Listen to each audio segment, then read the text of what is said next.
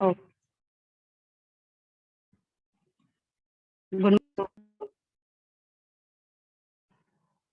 Good morning, सुप्रभात बच्चों।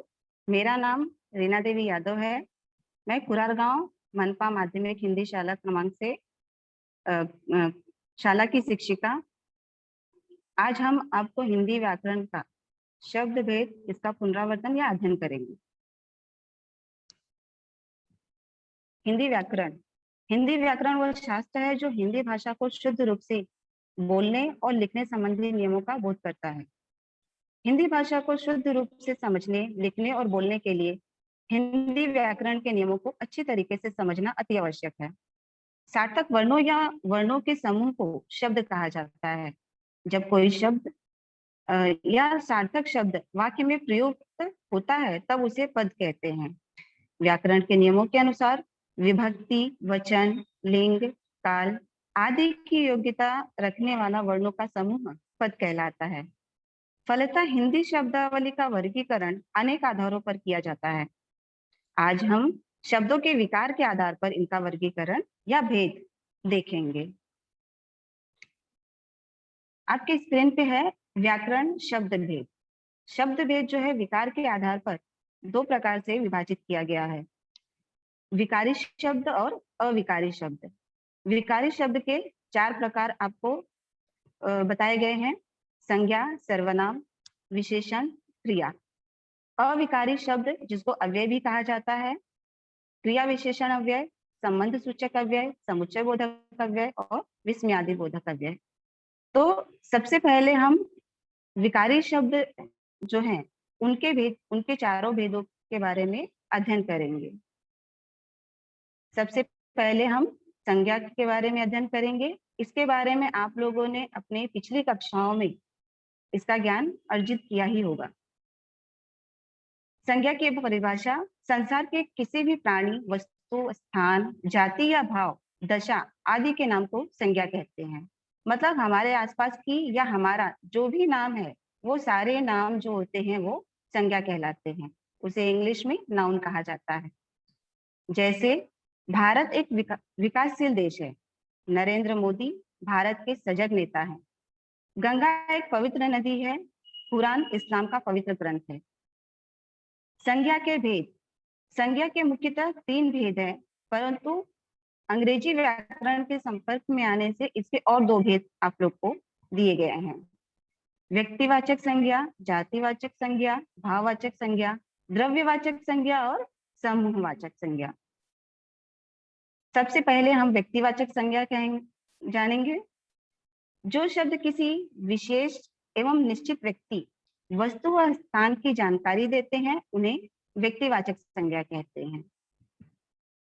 व्यक्तिवाचक संज्ञा, इसके उदाहरण: डॉक्टर भीमराव अंबेडकर ने भारत के संविधान की रचना की। ये विशेष व्यक्ति हैं। भारत का सबसे पहला वेद ऋग्वेद है। ये विशेष वस्तु है। जामा मस्जिद दिल्ली में स्थित है। दिल्ली ये निश्चित स्थान है। जातिवाचक संज्ञा, किसी भी प्राणी, जंतु एवं समूह की जानकारी देने वाले संज्ञा शब्दों को जातिवाचक संज्ञा कहा जाता है। जैसे रानी किताब पढ़ रही है, बच्चे विद्यालय जाते हैं, आज हम फल खाएंगे। ये जातिवाचक संज्ञा के उदाहरण हैं। जो रेड कलर से लिखे हुए हैं, किताब, बच्चे, फल, ये जातिवाचक संज्ञा के उदाहरण हैं। उसके बाद द्रव्यवाचक संज्ञा, वे संज्ञा जो ऐसे पदार्थों तथा द्रव्यों का बोध कराते हैं जिनसे नई वस्तुएं बनती हैं एवं उनका मापतोल किया जा सकता है, उन्हें द्रव्यवाचक संज्ञा कहते हैं। जैसे सोना, चांदी, मिट्टी, लोहा, तांबा, लकड़ी, दूध, पीतल, ये सारे द्रव्यवाचक संज्ञा के उदाहरण हैं। ये आपने अपनी पिछली कक्षाओं में अवश्य पढ़ा होगा। इसके बाद है समूहवाचक संज्ञा। ऐसे शब्द जो किसी समूह या समुदाय का बोध कराते हैं उन्हें समूहवाचक संज्ञा कहते हैं। इसका उदाहरण देख लेते हैं। जैसे कक्षा, परिवार, सेना, जनता, अस्पताल, मंदिर। तो इस प्रकार से हमने संज्ञा के जो 3 मुख्य भेद और 2 उपभेद जो हैं उसका अध्ययन किया। आपको याद होगा कि संज्ञा के कितने भेद हैं? मुख्यतः 3 और उसके 2 और उपभेद। इस तरह से 5 संज्ञा के भेद हमने पढ़ा और उसका पुनरावर्तन किया। अब हम विकारी शब्द का अगला सर्वनाम, इसका अध्ययन करेंगे। सर्वनाम क्या है? इसकी परिभाषा है कि संज्ञा के स्थान पर प्रयुक्त होने वाले शब्द सर्वनाम कहलाते हैं।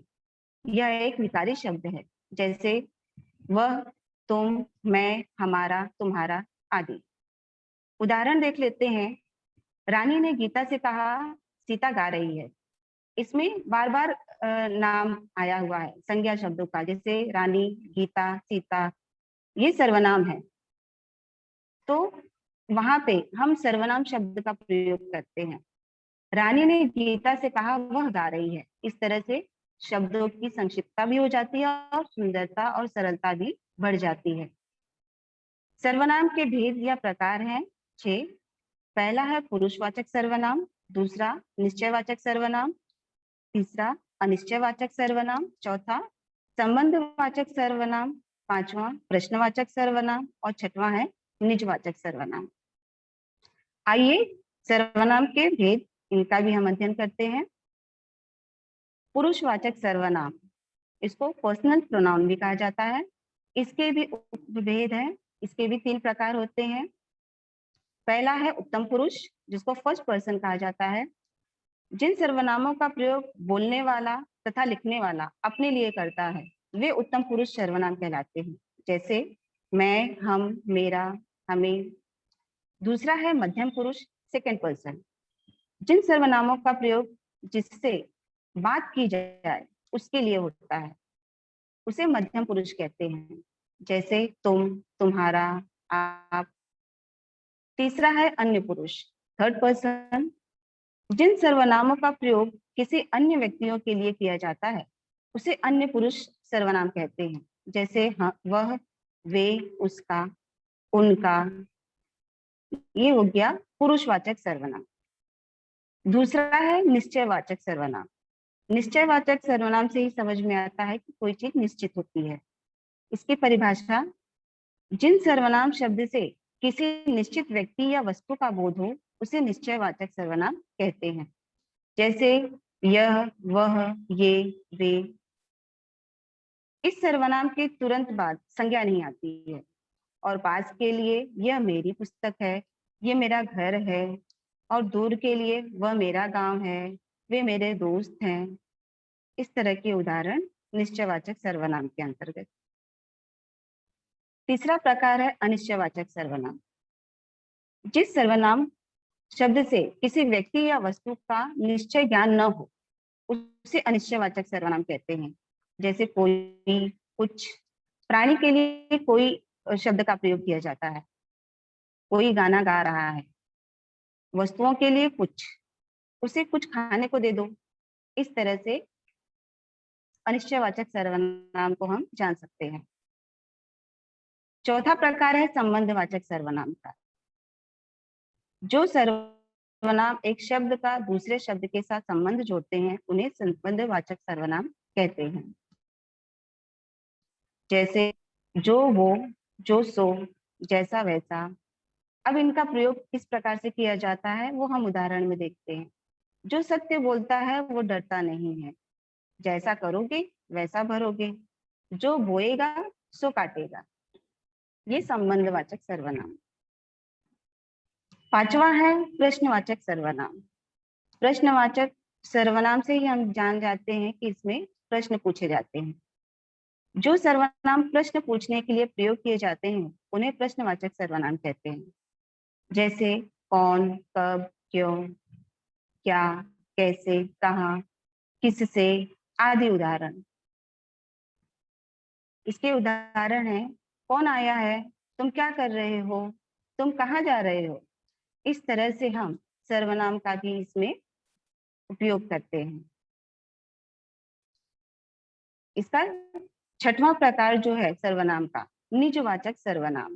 निजवाचक सर्वनाम से भी हम समझ जाते हैं निज के बारे में। निज मतलब स्वयं के बारे में। इस सर्वनाम शब्द का प्रयोग हम स्वयं के लिए करते हैं। जो सर्वनाम वाक्य में कर्ता के साथ अपनेपन का भाव प्रकट करे उन्हें निजवाचक सर्वनाम कहते हैं। जैसे आप, स्वयं, खुद आदि। उदाहरण देख लेते हैं। हमें अपना काम स्वयं करना चाहिए। मैं अपने आप घर चला जाऊंगा। तो मैं अपने आप, इस सर्वनाम में आप का प्रयोग हुआ है, वह खुद के लिए। हम आप दूसरों के लिए प्रयोग में लाते हैं। आप कहाँ जा रहे हो, कैसे हो, लेकिन इस शब्द में निज शब्द का प्रयोग सर्वनाम के तौर पे किया गया है। इस प्रकार से हमने सर्वनाम के 6 प्रकार देखे और उसका अध्ययन किया। अगला है विशेषण।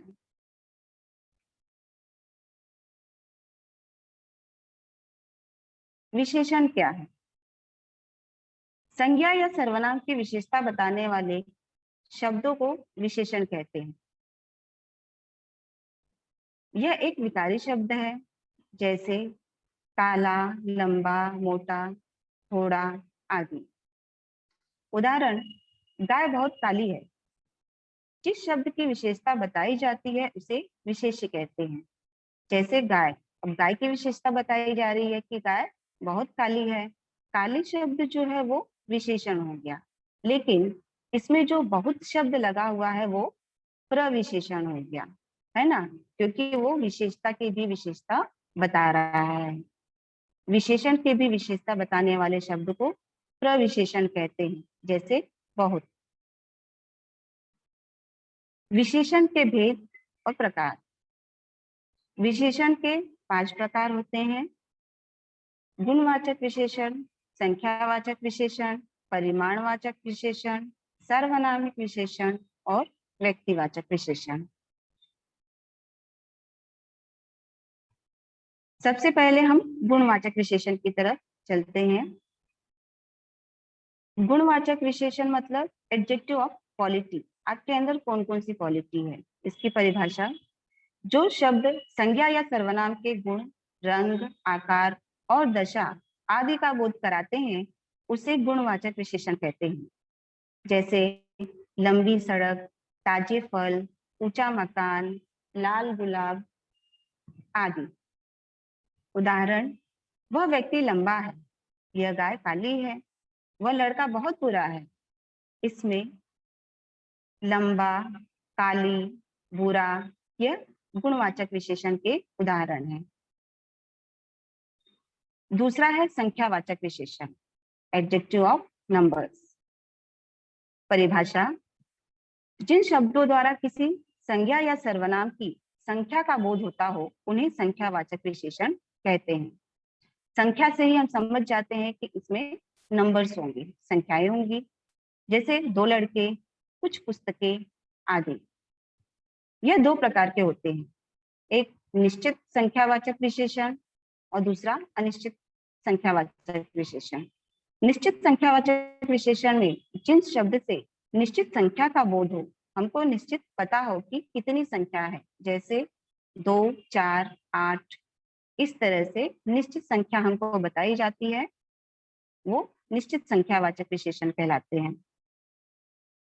दूसरा है अनिश्चयवाचक संख्या वाचक विशेषण। जिन शब्द निश्चित संख्या का बोध न हो वहां पर अनिश्चयवाचक संख्या वाचक विशेषण होता है। जैसे कुछ, थोड़े, सैकड़ों, हजारों। इसमें हमको संख्या का ज्ञान नहीं होता कि ये कितनी मात्रा में है, थोड़े से हैं, कुछ हैं, सैकड़ों हैं, हजारों हैं, बट उसकी गिनती नहीं है, उनकी संख्या नहीं है, इसलिए ये संख्यावाचक विशेषण कहे जाते हैं। तीसरा है परिमाणवाचक विशेषण, एडजेक्टिव ऑफ क्वांटिटी। क्वांटिटी मतलब कितना है, माप तौल करके। परिभाषा, जिन शब्दों से किसी वस्तु के परिमाण या नापतोल का पता चल लगता है वे परिमाणवाचक विशेषण होते हैं। जैसे 2 मीटर कपड़ा, थोड़ा पानी आदि। ये दो प्रकार के होते हैं। ये भी निश्चित परिमाणवाचक विशेषण, जिस शब्द से वस्तु या पदार्थ के निश्चित नापतोल की जाए उसे निश्चयवाचक परिमाणवाचक विशेषण कहते हैं। जैसे 5 किलो गेहूं, 2 लीटर दूध। इसमें निश्चित परिमाण बताया गया है कि 5 किलो गेहूं लेना है, 2 लीटर दूध लेना है, निश्चित है। दूसरा है अनिश्चित परिमाणवाचक विशेषण, जिस शब्द से वस्तु या पदार्थ की निश्चित मापतोल नहीं की जाए। जैसे थोड़ा पानी, कुछ मिठाई, कितना दूध आदि, है ना। थोड़े से ले आइए, थोड़ा सा ही, तो ये कुछ और थोड़ा, ये निश्चित मापदंड नहीं होता है, इसके लिए अनिश्चित परिमाणवाचक विशेषण कहलाता है। चौथा है सार्वनामिक विशेषण। परिभाषा, जो सर्वनाम संज्ञा शब्द की ओर संकेत करते हैं उन्हें सार्वनामिक विशेषण कहते हैं। सार्वनामिक विशेषण को संकेतवाचक विशेषण भी कहते हैं। जैसे यह, वह, वे, इस, उस आदि। नोट, सार्वनामिक विशेषण में तुरंत बाद संज्ञा आती है ना, इसीलिए इसको सार्वनामिक विशेषण कहते हैं। मतलब इसमें सर्वनाम होते हैं। उदाहरण पहला, इस मेज को बाहर रख दो। इस, ये सर्वनाम है, मेज यह संज्ञा है, तो सर्वनाम के बाद तुरंत ही संज्ञा आ गया। इस मेज को बाहर रख दो। दूसरा है, उस कुर्सी को भीतर ले आओ। तीसरा है, वे लड़के खेल रहे हैं। चौथा, यह घर मेरा है। इन वाक्यों में, इस उदाहरण में इस, उस, वे, यह, ये सब सार्वनामिक विशेषण कहलाते हैं। अगला है व्यक्तिवाचक विशेषण। परिभाषा, जो विशेषण व्यक्तिवाचक संज्ञाओं से बनाए जाते हैं उन्हें व्यक्तिवाचक विशेषण कहते हैं, है ना।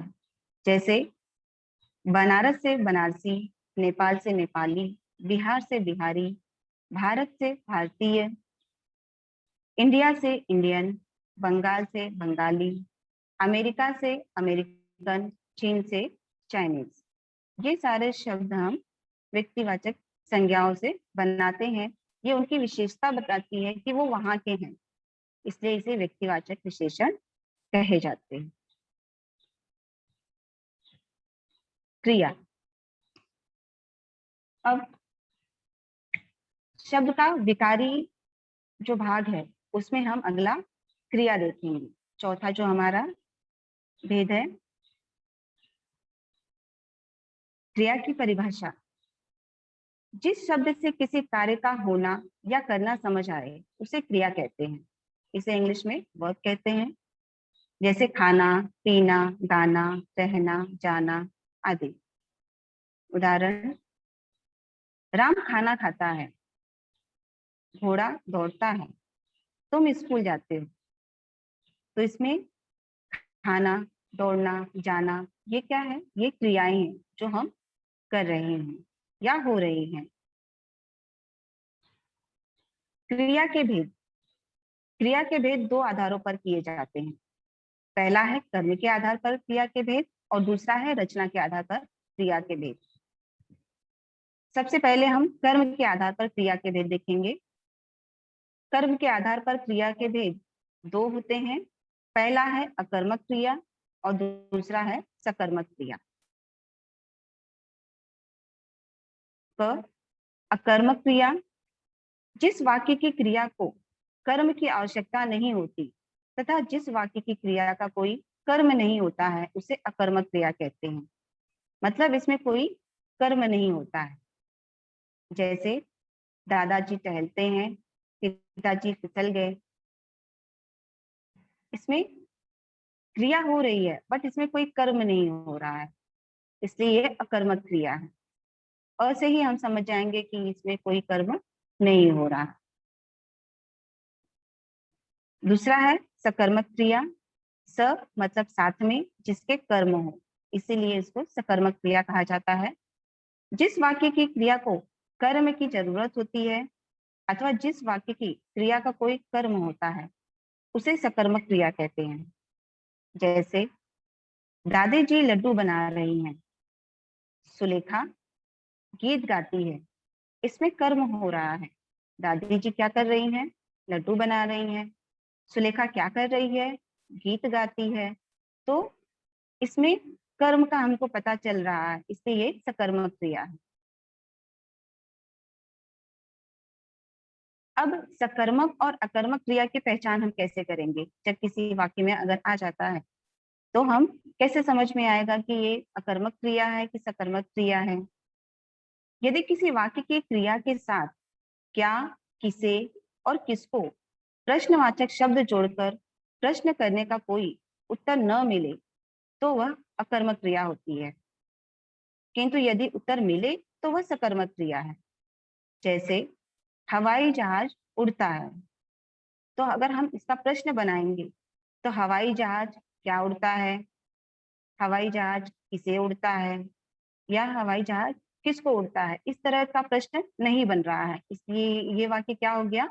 अकर्मक क्रिया। सकर्मक क्रिया में इन प्रश्नों के उत्तर हमको मिलते हैं। दूसरा उदाहरण देख लेते हैं। बच्चा दूध पीता है, तो इसका प्रश्न बनता है बच्चा क्या पीता है? बच्चा दूध पीता है ना? इसलिए बच्चे का कर्म इसमें दिखाई दे रहा है, इसलिए ये हो गया सकर्मक क्रिया। अब आते हैं हम क्रिया के प्रयोग के आधार पर कितने भेद हैं। असल में प्रयोग के आधार पर क्रिया के 11 से 12 भेद हैं। पहला है सामान्य क्रिया, संयुक्त क्रिया, नाम धातु क्रिया, प्रेरणार्थक क्रिया, पूर्वकालिक क्रिया, तात्कालिक क्रिया, कृदंत क्रिया, यौगिक क्रिया, सहायक क्रिया, सजातीय क्रिया और विधि क्रिया। परंतु आपके जो पुस्तक में या आपके पोर्शन में जो प्रयोग में लाने के लिए क्रिया का भेद बताया गया है, संयुक्त क्रिया, प्रेरणार्थक क्रिया और सहायक क्रिया, इनका ही हम यहाँ पे अध्ययन करेंगे। सबसे पहले संयुक्त क्रिया। जो क्रियाएं दो या दो से अधिक क्रियाओं के योग से बनती हैं उन्हें संयुक्त क्रिया कहते हैं। तुम घर चले जाओ, मोनू स्कूल चली गई, ये संयुक्त क्रिया है। चले जाना, स्कूल चली गई। दूसरा है प्रेरणार्थक क्रिया। प्रेरणार्थक मतलब इसी शब्द में ही हमको समझ में आता है कि कोई हमें प्रेरणा दे रहा है, प्रेरणा वाला अर्थ छुपा हुआ है, इसलिए इसको प्रेरणार्थक क्रिया कहते हैं।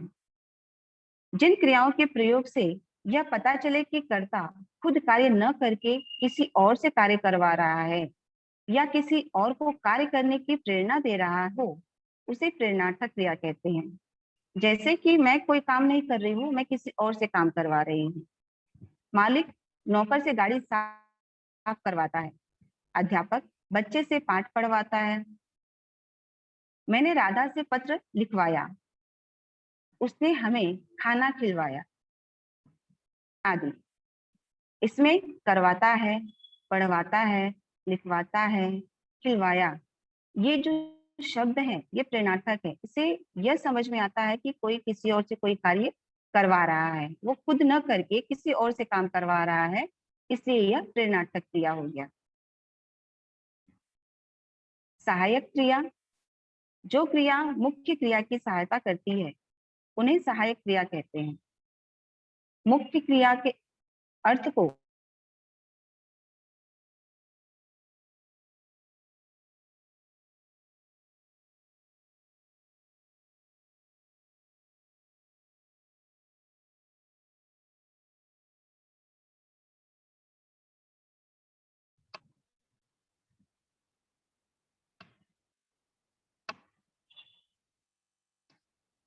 वह रोता होगा, रोहन ने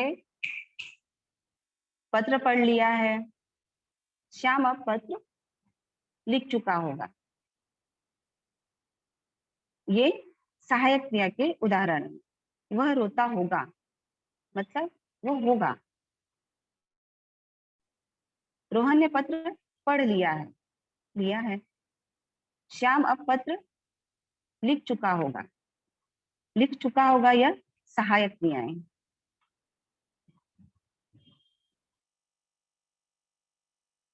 बच्चों, इस प्रकार से हमने आज शब्द भेद के विकारी और अविकारी शब्द इनका अध्ययन किया।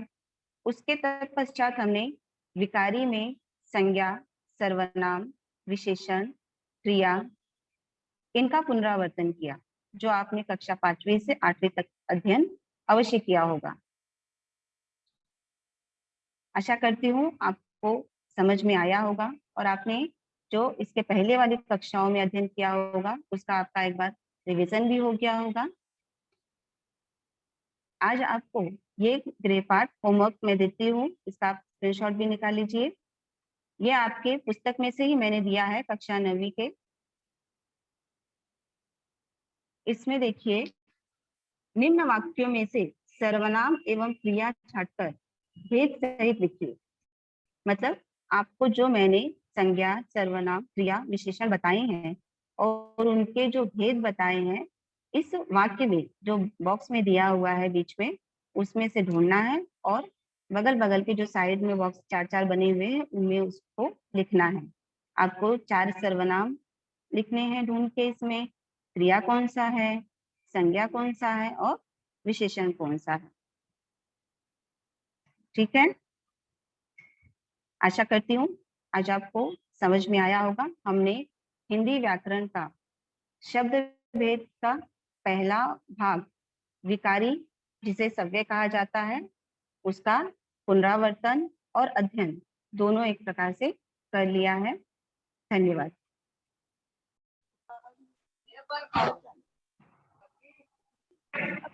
मिश, हेलो। हाँ हेलो, दीपू जी, बोलिए। आपने जो लास्ट का होमवर्क दिया ना वो क्लीन हाँ, नहीं हो रहा है। अच्छा अच्छा, मैं उसको वापस से आपको भेजती हूँ। Okay मिश। Okay.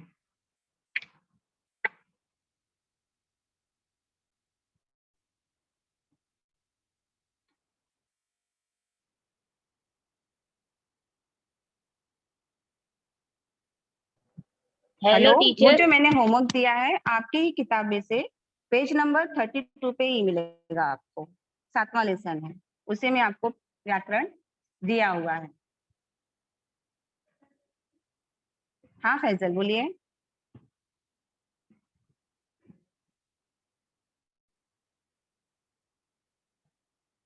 Faizal Ansari. Hello teacher. हाँ बोलिए। टीचर मैं बोल रहा था आपने जो होमवर्क दिया है उसको कैसे करना है? उसमें आप लोग बीच में देखिए जो वाक्य दिए हुए हैं ना, उन वाक्यों को पढ़ना है और उसमें से आप लोगों को संज्ञा और क्रिया, सर्वनाम और क्रिया, इस तरह से आपको ढूंढना है। अच्छा। हाँ, जैसे उसमें देखिए फर्स्ट वाला जो ऊपर का होमवर्क दिया है, अगर आपने स्क्रीनशॉट लिया होगा या जिसके पास किताबें हैं वो पेज नंबर 32 ओपन करिए। किया? उसमें देखिए, चाहे कुछ भी हो जाए मैं निज व्रत नहीं छोड़ता, मैं सदैव अपना कर्म करता हूँ और अन्यों से करवाता भी हूँ, इस तरह के वाक्य हैं। बराबर। Hello. Hello. Hello. Hello. Hello, मिला? Hello teacher. हाँ ये मिला, मैंने इसका स्क्रीनशॉट लिया है जो आपने दिया। हाँ हाँ, तो उसमें देखिए मैं, कुछ, अन्य, ये सब क्या है? सर्वनाम होंगे।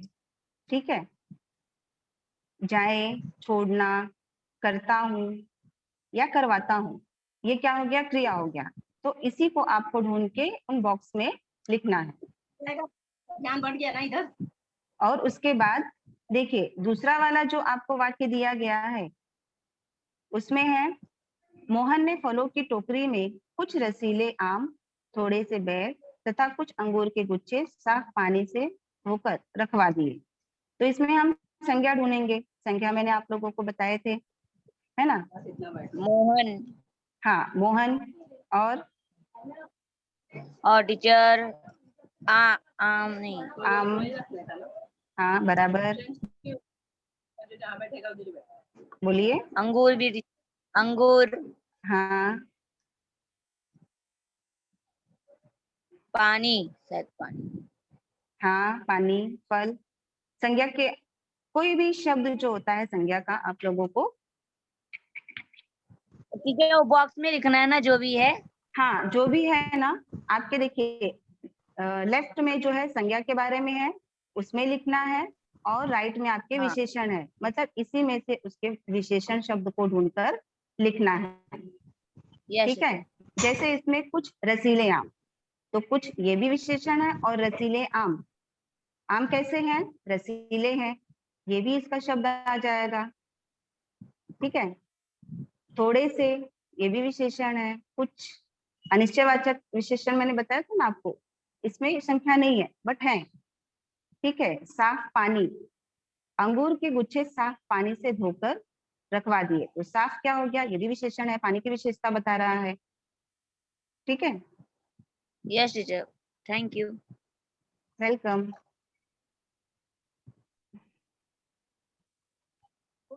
हेलो, हाँ, बोलिए। Good morning teacher. जो आपने गुड होमवर्क दिया मॉर्निंग। बोलिए। हमारे पास बुक नहीं है, हम कैसे करें? आपके टीचर हैं, आपको जितना भी बुक्स है वो पीडीएफ में करके आपको डाउनलोड करने के लिए दिया होगा, उसमें से आप तब तक कर सकते हो।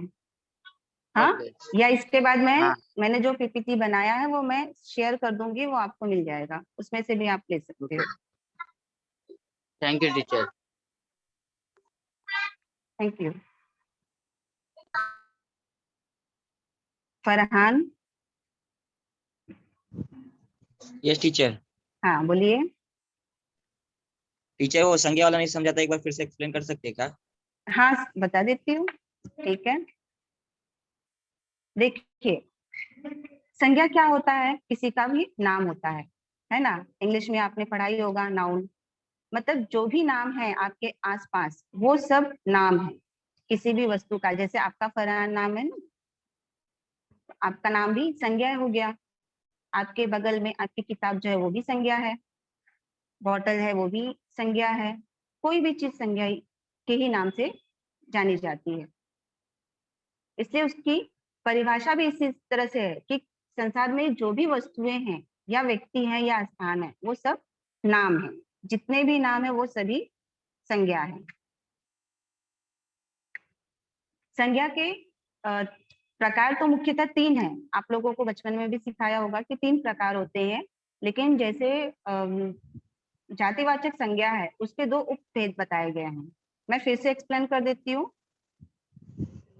वापस से स्क्रीन शेयर कर दूं।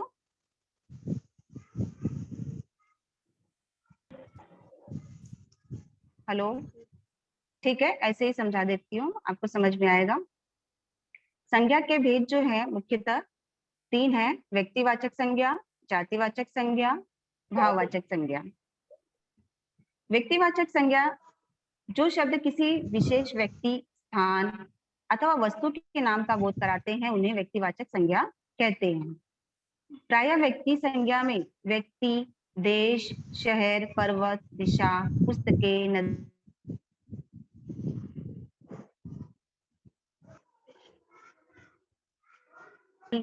तो गंगा ये क्या है? संज्ञा है। ठीक है। हिमालय पर्वत ये क्या है? संज्ञा है। शहर, मुंबई शहर, कोलकाता, दिल्ली, ये सब संज्ञा है। ये सब व्यक्तिवाचक संज्ञा है क्योंकि ये विशेष है। बहुत सारे दिल्ली नहीं है, बहुत सारे मुंबई भी नहीं है, एक ही है ना। उसके बाद है दूसरा है जातिवाचक संज्ञा। जातिवाचक संज्ञा, जो शब्द किसी वस्तु, प्राणी अथवा स्थान की संपूर्ण जाति का बोध कराते हैं उन्हें जातिवाचक संज्ञा कहते हैं। प्रायः जातिवाचक संज्ञा में पशु पक्षी, फल फूल, वस्तुएं, व्यवसाय, संबंधित व्यक्ति, गांव, शहर, परिवार या भीड़ जैसे समुदाय सारे नाम आ जाते हैं जातिवाचक संज्ञा में। इसीलिए जातिवाचक संज्ञा के 2 उपभेद हैं, जो आप इनका चौथा और 5वां भेद समझ रहे होंगे। पहला है द्रव्यवाचक संज्ञा और दूसरा है समूहवाचक संज्ञा। द्रव्यवाचक संज्ञा में जो द्रव्य होते हैं या पदार्थ का जो बोध कराते हैं उन्हें द्रव्यवाचक संज्ञा कहते हैं, जैसे तेल, पानी, हवा आदि। कुछ द्रव्यवाचक संज्ञा शब्दों को, जैसे लकड़ी, प्लास्टिक, सोना, चांदी, ऊन, स्टील, लोहा, पीतल आदि से कोई न कोई वस्तु निर्मित होती रहती है ना। जैसे लकड़ी से हम फर्नीचर का काम करते हैं, सोना चांदी से आभूषणों का बनाते हैं, स्टील, लोहा, पीतल आदि से हम क्या करते हैं, बर्तन बनाते हैं। प्लास्टिक से खिलौने बनाते हैं, घर के बहुत सारे सामान बना रहे हैं प्लास्टिक से। ऊन है, उससे हम शॉल बनाते हैं, स्वेटर बनाते हैं। ये सारे क्या हो गए, द्रव्यवाचक संज्ञा। समूहवाचक संज्ञा में जो संज्ञा शब्द समूह अथवा समुदाय का बोध कराते हैं, जैसे ग्रुप हो कोई, उसका बोध जो कराता है उसे समुदायवाचक संज्ञा कहते हैं। जैसे कक्षा, सेना, भीड़, दरबार, दल, स्कूल, ये क्या है, समूह है, समूह में आते हैं सभी लोग, इसलिए इनको समूहवाचक संज्ञा कहते हैं। अगला जो है संज्ञा के भेद में भाववाचक संज्ञा। भाव हमको दिखाई नहीं देता, लेकिन वो भी संज्ञा के प्रकार में है। जिन संज्ञा शब्दों से प्राणियों या वस्तुओं के गुण, दशा, धर्म तथा मनोभाव आदि का बोध होता है,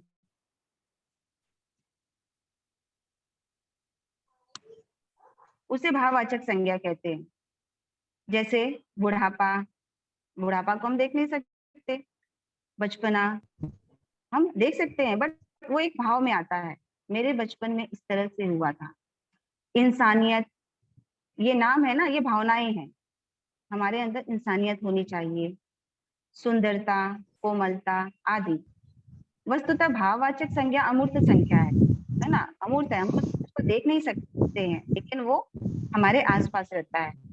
इसमें अधिकांशतः अमूर्त संकल्पनाएं होती हैं तथा अमूर्त भाव वाले शब्द ही होते हैं, जैसे प्रेम, भय, प्रार्थना, ईमानदारी, घबराहट, हंसी, ये सब क्या है, भाववाचक संज्ञा के ही उदाहरण हैं। ठीक है, समझ में आया?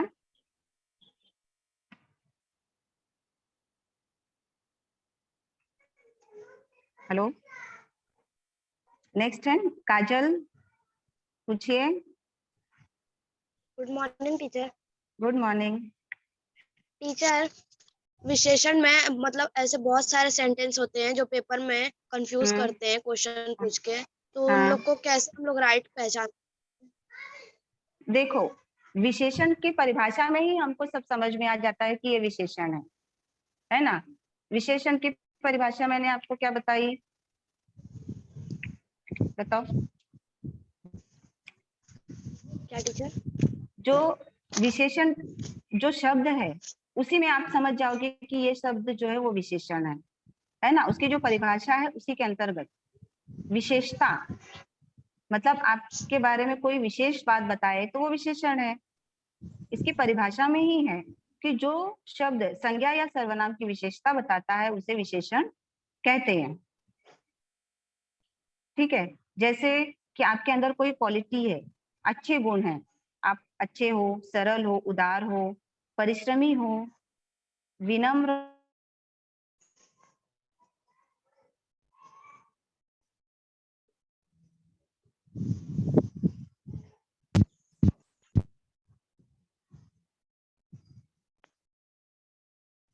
काली है तो उसकी विशेषता क्या हो गई, काली। काली कोयल कूक रही है, वह मीठे आम खाया। अगर इस शब्द को ऐसे ही कहें कि वह आम खाया, तो हमको ये भाव पता नहीं चलेगा कि आम कैसा था, खट्टा था कि कड़वा था कि मीठा था, कैसा था। लेकिन जब वाक्य में ये आता है कि वह मीठे आम खाया, तो हम हमें उस आम की विशेषता पता चल जाती है कि आम कैसा था, मीठा था, है ना।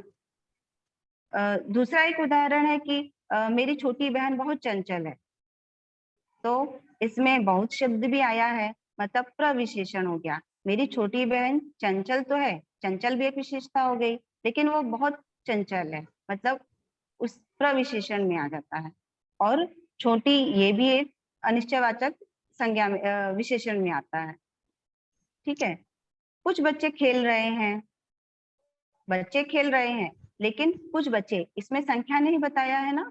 विशेषण के प्रकार में देखो, मैंने बताया था एक तो संख्यावाचक विशेषण और परिमाणवाचक विशेषण, लेकिन ये संख्यावाचक विशेषण के भी दो प्रकार मैंने आपको बताए कि एक निश्चयवाचक संख्यावाचक विशेषण और दूसरा अनिश्चयवाचक संख्या, हाँ, अनिश्चयवाचक संख्यावाचक विशेषण। तो कुछ बच्चे खेल रहे हैं, उसमें संख्या दिया है क्या, 10 बच्चे खेल रहे हैं, 5 बच्चे खेल रहे हैं, 25 बच्चे खेल रहे हैं, ऐसा नहीं दिया है। कुछ बच्चे खेल रहे हैं, उसमें संख्या नहीं बताया गया है, तो इसी से हम समझ जाएंगे कि ये अनिश्चयवाचक संख्यावाचक विशेषण है।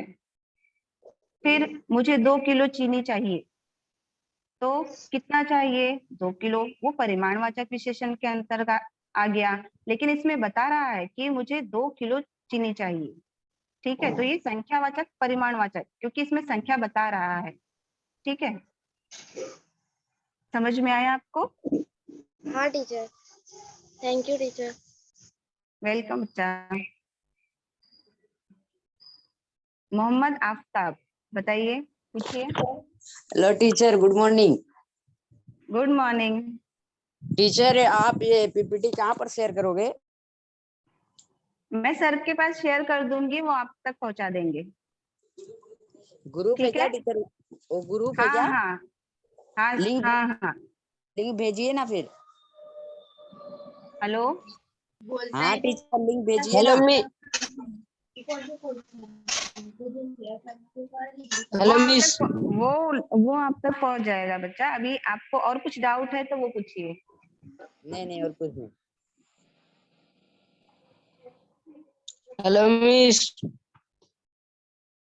हाँ आदर्श, बोलिए। मिस आप बहुत फटाफट बोल रहे हो। अच्छा, फटाफट बोल रही हो, अगली बार बहुत धीरे धीरे बोलूंगी। ऐसा कुछ जो आपको नहीं समझ में आया, मैं फिर उसको समझा देती हूँ। टीचर कौन सा सब्जेक्ट चल रहा है? हाँ अमित, पूछिए। हाँ, कौन सा सब्जेक्ट चल रहा है? ये आपका हिंदी विषय का व्याकरण जो भाग है, उसका आप लोगों को रिवीजन करवाया जा रहा है कि आपने 5वीं से 8वीं तक आपके सर ने हिंदी में जो शब्द भेद होते हैं, संज्ञा, सर्वनाम, क्रिया, विशेषण, इसका कहीं ना कहीं आपको पढ़ाया ही होगा, रिवीजन करवाया ही होगा। तो उसी का हम लोग आज रिवीजन ले रहे हैं, ताकि आप 9th क्लास में जब आओ तो आपको वो पुरानी जो व्याकरण है वो भूले नहीं, आपका एक बार रिवीजन हो जाए कि हाँ मैंने उस क्लास में ये सब पढ़ा था, ताकि आप जब 9th की क्लास में आप आते हो तो वो सारी चीजें आपको 9th और 10th के बेस में आपको एग्जाम में काम आने वाले हैं। कहीं ना कहीं उसका प्रश्न पूछा जाएगा, जैसे आपको एक सेंटेंस दिया जाएगा, उसमें से आपको पूछा जाएगा कि इसमें से पद का परिचय दीजिए, है ना। एक वाक्य दे दिया गया और उसका आपको बोला जाएगा पद परिचय दीजिए। तो पद परिचय मतलब, पद मैंने किसी कहा शुरू में ही आप लोगों को कि किसी भी शब्द को सार्थक रूप में जब किसी वाक्य में प्रयोग में लाया जाता है तो वो पद हो जाता है ना। जैसे कोई आम एक शब्द है, उसका मैंने किसी वाक्य में प्रयोग में लाया, जैसे मैंने इसके पहले ही उदाहरण आपको बताया कि वह मीठे आम है ना। तो आम क्या हो गया, ये संज्ञा हो गया, मीठे क्या हो गया, विशेषण हो गया। ये आपका एक तरह से रिवीजन है, पुनरावर्तन जिसे कहा जाता है, कि आपको मालूम पड़ना चाहिए कि कौन सा शब्द जो है वो क्या है, इसमें क्या संज्ञा है, क्या सर्वनाम है, क्या विशेषण है। ठीक है,